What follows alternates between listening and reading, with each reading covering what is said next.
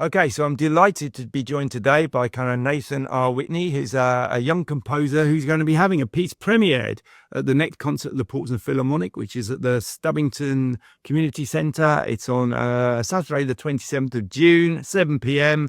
Go to our website to find out more about tickets. But before we get into the concert and the piece, perhaps you can just tell us about, tell us about your upbringing home and how you got into music in the first place. Uh, from a very young age, I had a small drum set, and I think that sparked my musical interest. Then, when I was 11, I got a small keyboard at my home, and my mum got me into piano lessons. Then, sometime after that, I played piano for 4 years. Did exams, did music theory along with it. And then afterwards, I just started messing around writing down music that I play on the piano.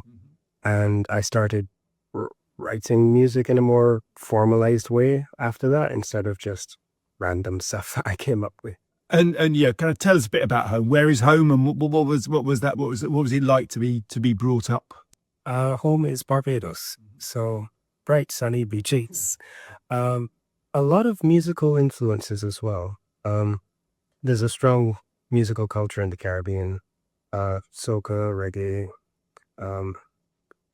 But I think even the music I ended up writing when I started jotting down piano stuff was more classical. I think those influences still stuck in the back of my mind a bit.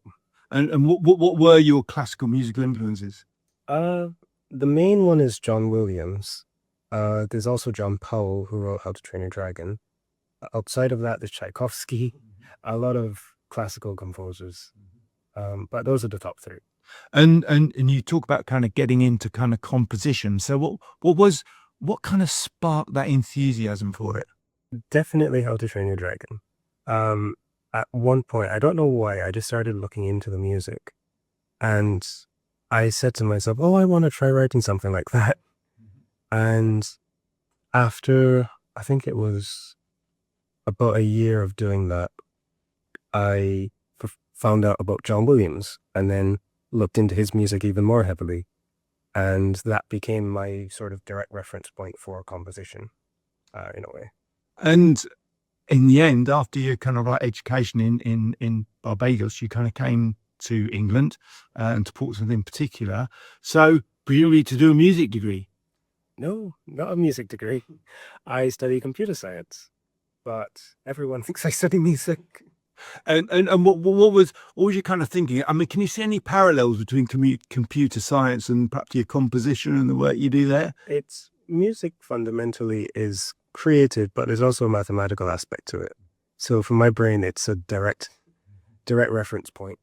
And since you've been in England, I mean, have you found that kind of your composition has begun to take off a bit? Yeah, definitely. I think when I was in Barbados, I wasn't surrounded by musicians, whereas now everywhere I look, there are musicians. It gives me a stronger reference point to writing music, understanding what works, what doesn't work, getting direct feedback from individuals. And I think that significantly improved my writing. And what sort of composition are you doing? Can you give some examples of work that you've done in the past few years? There's several I've done a few films, short films, orchestral music, concert band music, some chamber music. Yeah. So you're a bit of all-rounded then, really. You kind of you will turn your hand to anything. Yeah, definitely. Voyager, I have to go back a little bit. I have a fascination with pirates. So Pirates of the Caribbean, but the theme of pirates is a strong influence for a lot of the music I write. Voyager is this story I created about this pirate called Roger, and it's the opening of his pirate journey. So the main idea of Voyager is sort of a call to action for Roger, and you can hear different musical narrative language throughout the piece. Yeah, obviously you're playing it with the Portsmouth Philharmonic. So what is it like to do it with a full orchestra? Does it sound as you imagined it would? It does. It's when I write music, I'm just listening to the playback from the computer. when you hear it from musicians, it sounds much better. It also shows you things you might have missed in your writing process, which you can then directly work from. But I think overall, it's a really good experience to hear how everything comes together.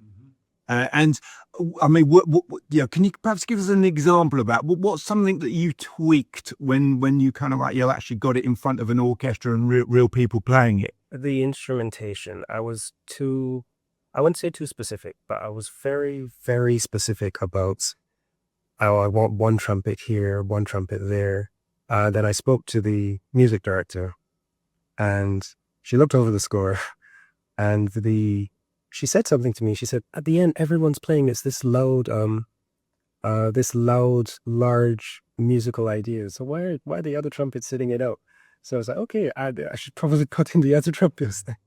And did that work? Yeah, it works much better now. Excellent. Yeah.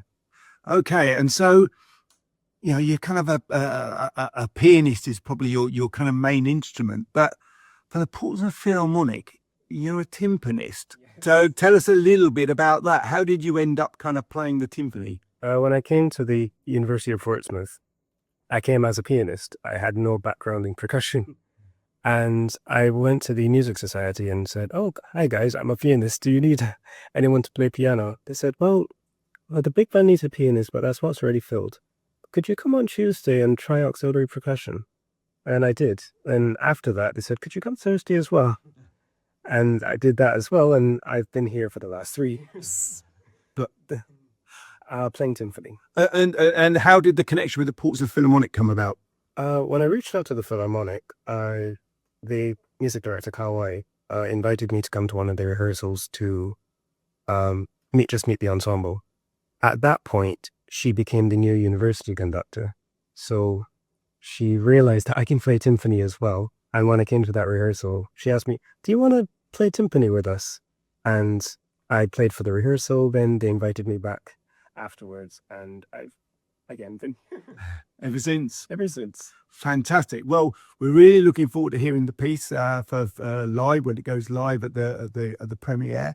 And well, good luck for the future as well. And hopefully we'll be seeing you around still in the Portsmouth Philharmonic going forward. I think you're on a work placement next year, I think, aren't you? Really? So yeah, we'll have to see how we can get you down to Portsmouth for rehearsals and stuff. But yeah, well, thanks for doing the composition. We're really looking forward to kind of playing it. And Nathan, thank you very much.